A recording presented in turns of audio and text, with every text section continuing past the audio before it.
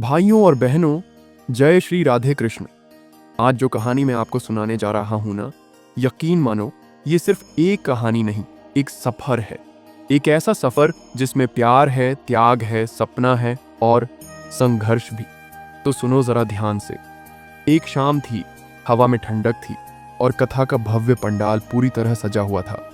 अनिरुद्ध आचार्य जी मंच के पीछे शांत बैठे थे, ध्यान में लीन। सब कुछ शांत, लेकिन तभी उनकी पत्नी धीरे धीरे उनके पास आई। चेहरे पर अजीब सी गंभीरता, न कोई खुशी न कोई गम, बस जैसे कुछ बड़ा कहने वाली हूं। और बोली, अनिरुद्ध जी, आज मैं आपसे एक बात कहना चाहती हूं जो मैंने अब तक कभी नहीं कही। अनिरुद्ध जी ने आंखें खोली, पूरा ध्यान उनकी ओर, और बोले, कहिए, मैं सुन रहा हूं। पत्नी ने गहरी सांस ली और कहा, मैं अब कथा मंच पर आपके साथ नहीं आना चाहती। मुझे संगीत में अपना जीवन दिखता है। मैं सिंगर बनना चाहती हूं। भाई साहब, एक पल को ऐसा लगा जैसे समय ही रुक गया हो। पूरा माहौल एकदम साइलेंट। लेकिन अनिरुद्ध जी वो कोई और ही मिट्टी के बने हैं। उन्होंने ना कोई सवाल पूछा, ना कोई गुस्सा किया, बस मुस्कुराकर बोले, अगर तुम्हारा दिल वहीं है तो तुम्हें वहीं जाना चाहिए, लेकिन रास्ता आसान नहीं होगा, ये जानती हो। पत्नी की आंखों में एक चमक थी। वो बोली, जानती हूं, लेकिन मेरी आत्मा गीतों में बोलती है। मैं अपने भाव दुनिया तक सुरों में पहुंचाना चाहती हूं।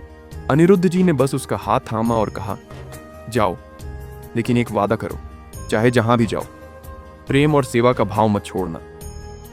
भाई, अगले ही दिन उसने अपने नए सपने की तरफ पहला कदम बढ़ा दिया। अब वो औरत जो पहले पंडाल में सिर्फ पीछे बैठा करती थी, अब स्टूडियो के माइक के सामने खड़ी थी।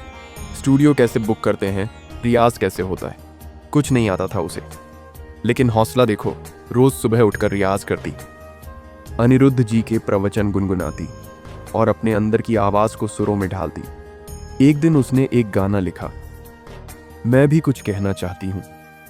जब उसने वो गाना रिकॉर्ड किया ना, खुद उसकी आंखें भर आईं। स्टूडियो का साउंड इंजीनियर तक चुप हो गया। बोला, मैम, ये गाना नहीं, किसी की रूह बोल रही है। धीरे धीरे उसके गाने वायरल होने लगे। लोग उसे भक्ति गायिका कहने लगे। किसी ने उसे प्रेम की आवाज कहा तो किसी ने कथा की आत्मा, लेकिन उसे जो सबसे बड़ी चीज मिली वो थी आत्मसंतोष। एक दिन इंटरव्यू में जब उसे पूछा गया, आप अनिरुद्ध आचार्य जी की पत्नी हैं, फिर भी आपने खुद की पहचान क्यों बनानी चाहिए? उसका जवाब सुनकर लोग खड़े होकर तालियां बजाने लगे। उसने कहा, क्योंकि मैं सिर्फ किसी की पत्नी नहीं हूं, मैं भी एक आत्मा हूं, मेरी भी एक पुकार है। मैंने वर्षों तक उनके प्रवचन सुने, अब मैं अपने गीतों को सुनना चाहती थी। लेकिन दोस्तों, ये सफर कोई चॉकलेट वाला नहीं था। जब उसने पहली बार एक लाइव कॉन्सर्ट किया तो कुछ पुराने भक्तों ने बोला, ये आचार्य जी की पत्नी है, ये क्या पहन रही है, ये कैसी भक्ति है। ट्रोलिंग, गालियां, सोशल मीडिया का सारा जहर उसके ऊपर। वो एक रात टूट गई, रोते हुए कमरे में चली गई। अनिरुद्ध जी ने दरवाजा खटखटाया और पूछा, क्या हुआ? वो बोली, लोग मुझे एक्सेप्ट नहीं कर रहे, शायद मुझसे गलती हो गई। अनिरुद्ध जी ने बस इतना कहा, जब तुमने कहा था कि ये तुम्हारी आत्मा की आवाज है, तब डर का नाम नहीं लिया था। डरो मत, मैं तुम्हारे साथ हूं। और फिर एक दिन एक बड़ी म्यूजिक कंपनी ने उसे भक्ति एल्बम के लिए साइन किया। उसने भगवान की महिमा में, प्रेम के रंगों में और नारी की आत्मशक्ति पर गीत गाए। एक गाना, मैं राधा नहीं, पर मेरे भीतर भी एक राधा है जो कृष्ण की नहीं, खुद की तलाश में है। भाई, इस गाने ने लाखों दिलों को छू लिया। अब वही लोग जो कभी उसे ट्रोल करते थे, अब कहते, इनके सुरों में भी वही आत्मा है जो आचार्य जी की कथा में है। फिर एक दिन दोनों को एक ही मंच पर बुलाया गया। एक ओर अनिरुद्ध आचार्य जी कथावाचक, दूसरी ओर उनकी पत्नी भक्ति गायिका।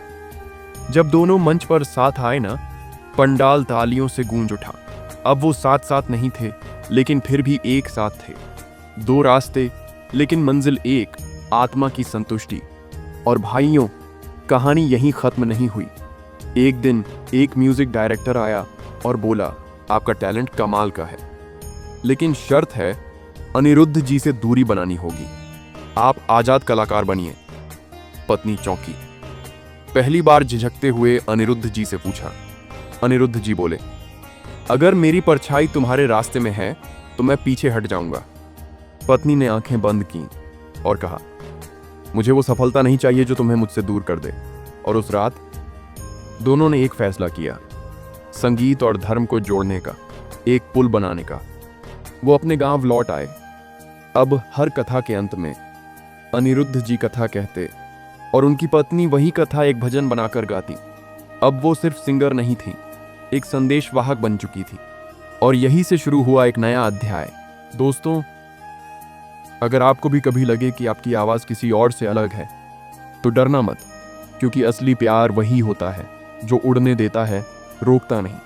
और सपने वो होते हैं जो आंखों से नहीं, दिल से देखे जाते हैं। अगर ये कहानी दिल को छू गई हो ना, तो लाइक करो, कमेंट में जय राधे लिखो और शेयर करो उस दोस्त के साथ जो अपने सपनों से लड़ रहा है। जय श्री राधे कृष्ण।